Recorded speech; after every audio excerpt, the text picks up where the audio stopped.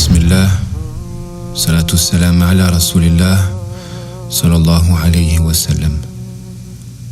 Alors dans ce court audio, j'ai envie d'aborder un thème fondamental.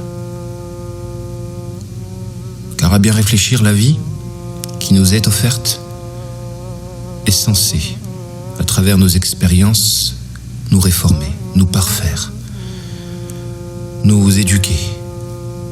Mais malheureusement, beaucoup ne comprennent pas le sens de l'existence et sont axés, focalisés autour de la recherche d'objectifs disparates et illusoires. C'est triste. C'est triste. Car l'objectif en réalité, c'est de quitter ce bas monde avec plus de proximité vis-à-vis de notre Seigneur. Et Allah Ta'ala aspire à communiquer avec nous moyennant les épreuves. Moyennant les épreuves, puisque l'épreuve en quelque sorte c'est un discours divin, mais malheureusement beaucoup d'entre nous ne le comprennent pas. C'est pourquoi aujourd'hui j'ai envie d'aborder la sagesse de l'épreuve à l'endroit des personnes qui nous tiennent à cœur. Car il est vrai qu'Allah Ta'ala, à défaut de nous éprouver directement, peut nous éprouver indirectement, en affectant les personnes qui nous tiennent à cœur. Pourquoi ? Me diriez-vous pourquoi ? Pourquoi affecter des personnes qui nous tiennent à cœur quand ces dernières ne sont pas responsables justement des épreuves qu'ils vont subir ?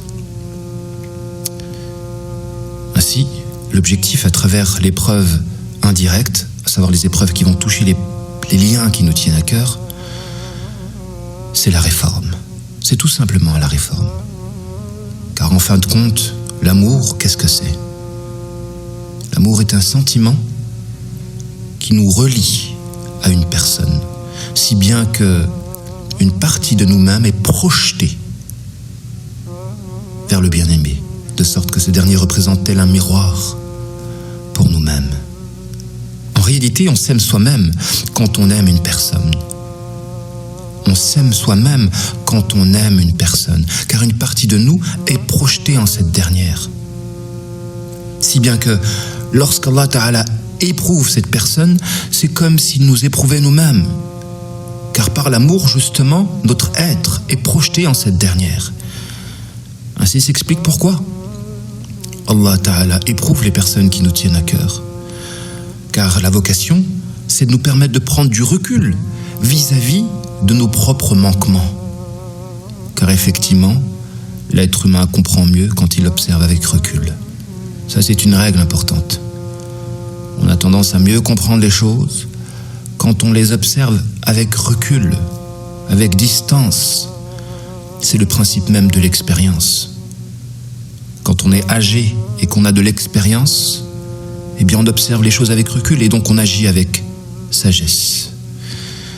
Tandis que lorsque l'on est collé à l'épreuve, on ne peut pas prendre de recul et forcément, on va être submergé par les émotions, par les passions, incapable d'agir de manière rationnelle.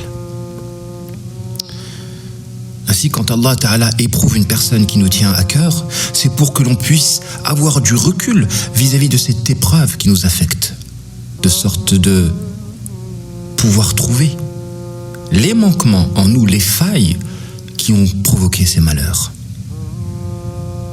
Ainsi, de deux choses l'une. Ou bien on se réforme en trouvant notre part de responsabilité dans la naissance de cette épreuve, avec bien sûr la douleur de prendre conscience qu'une personne innocente va être affectée par nos forfaits, nos manquements, nos failles, nos péchés. C'est-à-dire qu'on va être envahi par un sentiment de culpabilité, dans le sens où une personne innocente, du fait de notre lien avec elle, risque de subir une épreuve déstabilisante. Et plus cette personne est petite, plus ça doit être douloureux, car la personne qui n'est pas pubère n'a pas la force rationnelle de vaincre des pressions, des pulsions. Ainsi, le parent qui par ses manquements provoque des épreuves à ses enfants doit vraiment se réformer. Il doit vraiment se réformer et établir un rapport de proportion entre ses manquements et les pulsions déstabilisatrices de ses enfants, qui peuvent carrément faire dévier leur trajectoire de vie. Alors de deux choses l'une, ou bien l'individu se réforme en établissant un rapport de proportion entre ses manquements et les épreuves qui vont toucher les personnes qui lui tiennent à cœur, de sorte que, par ce rapport de proportion, la personne s'interdit définitivement de fauter, car il sait que ses erreurs affecteront des personnes qui lui tiennent à cœur. Et forcément, si ces personnes, il les aime, il va souffrir. Et on souffre plus d'une épreuve qui touche les personnes que l'on aime que d'une épreuve qui peut nous toucher directement. Et dans ce sens, Allah Ta'ala a éprouvé Ibrahim alayhi salam par le sacrifice de son fils. Car il savait que ça l'affecterait plus qu'une épreuve qui le viserait directement. La seconde réaction, c'est lorsque un cercle vicieux s'établit. Un cercle vicieux s'établit lorsque l'on ne comprend pas le rapport de proportion entre nos manquements et l'épreuve qui a affecté notre bien-aimé.